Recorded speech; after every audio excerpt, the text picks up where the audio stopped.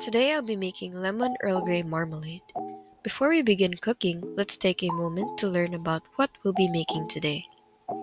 Lemon Earl Grey marmalade is a preserve that carries a long history of global influences. Marmalade as we know it today traces its origins back to the Mediterranean. The word marmalade actually comes from the Portuguese word marmaleda, which refers to paste made from quince fruit. Quince is high in natural pectin, and this early form of marmalade was thick and sweet, more like a fruit jelly than what we think of now. The concept of fruit preserves spread across Europe through trade routes, evolving as sugar became more available in the 16th and 17th century. When the idea reached Britain, cooks began experimenting with citrus fruits, especially bitter Seville oranges, which were imported from Spain. In the 18th century, marmalade had become a breakfast staple in Scotland. One well known story credits Janet Kaler of Dundee for creating the first commercial batch in 1700s.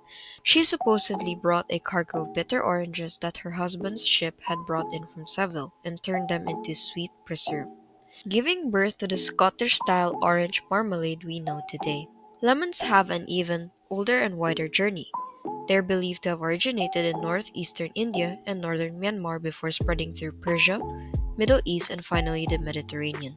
By the Middle Ages, lemons were prized not only for their flavor but also their natural preserve qualities and high vitamin C content, essentially during long sea voyages. Using lemons in marmalade offers a bright, sharp acidity and natural pectin from the peel and pith, giving the preserve its jelly-like texture. Now pairing this with Earl Grey tea adds an elegant modern twist. Earl Grey is named after Charles Grey, the British Prime Minister in 1830s. It is said that a Chinese diplomat gifted him a blend of black tea flavored with oil from the Italian bergamot orange, a citrus fruit known for its fragrant rind.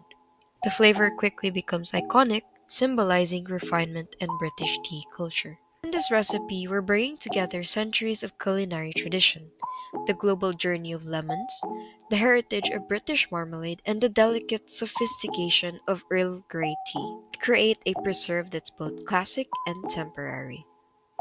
Before anything else, proper hand washing and wearing of uniforms such as apron and hairnet was followed.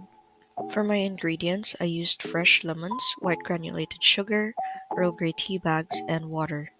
These are also some of the equipment I utilized in making my marmalade. For my mise en place, I prepared 1.6 kilograms of fresh lemons, 587 grams of white granulated sugar, or 80% the weight of my lemon pulp and juice, 6 Earl Grey tea bags to be brewed in 600 milliliters of hot water, and 1.5 liters of total water for cooking.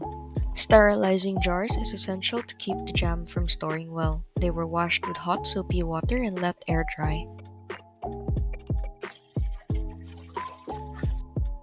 A small plate was also placed in the freezer for the cold plate gel test later.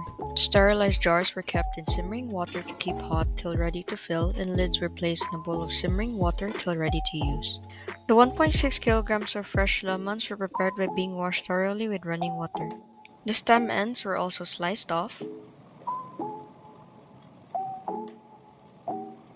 The lemon was then cut in half and removed of membranes and seeds as these can make the marmalade bitter.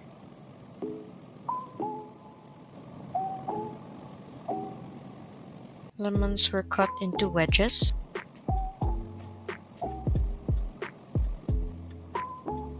Separated of its juice and pulp from its membrane.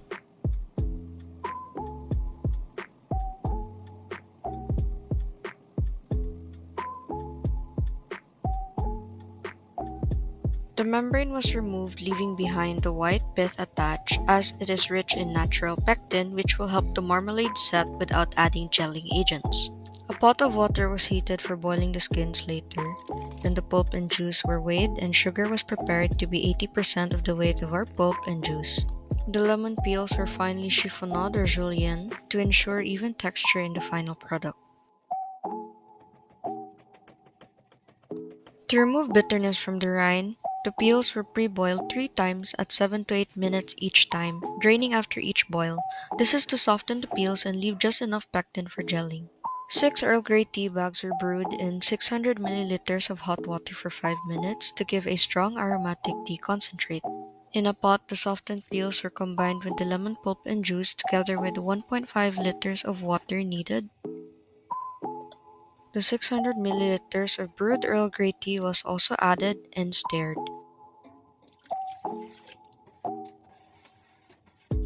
The used tea bags were also added into the pot like a bouquet garni to extract more bergamot flavor. 587 grams of sugar was added and stirred over gentle heat until all the sugar dissolved. Tea bags were removed midway through the simmering process to prevent the flavor from becoming too strong or bitter and to keep the marmalade balanced with a gentle floral note that complements the lemons. Marmalade was left to simmer for about an hour or until liquid thickened and was stirred occasionally. Slow simmering allows the lemon's natural pectins to activate and the Earl Grey flavor to fully infuse. To check if the marmalade has set, a spoonful was placed onto a chilled plate and let cool for 30 seconds. When it wrinkled slightly when I pushed my finger, it was now ready for jarring. The marmalade was left to rest for about 5 minutes, then ladled carefully into the hot sterilized jars, leaving about half an inch of headspace and then sealed.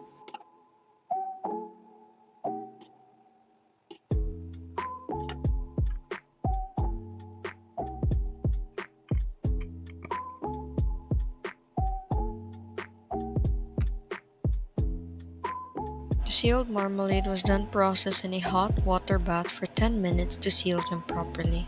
And so here we have our lemon Earl Grey marmalade, a recipe that blends citrus heritage of tradition marmalade with refined aroma of tea, creating a preserve that feels timeless yet modern.